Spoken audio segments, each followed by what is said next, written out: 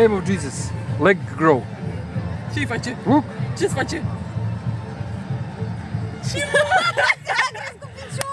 Look. Bă! Era mai mic ăsta. It's the same now. Atras de el? Ask him what he feels. Ce simți? What it means. He said it grows. Yeah.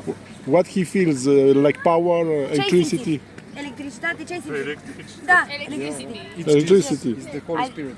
A zis că e Isus. Păi încă curentează.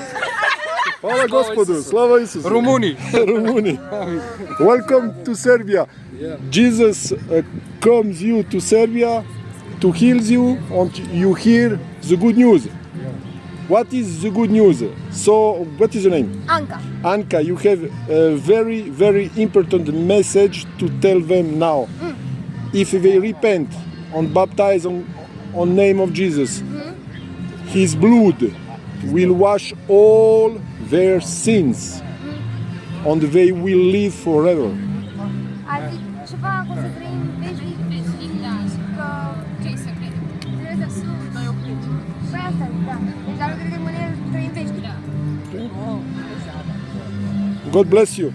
You too. Okay, you have sight.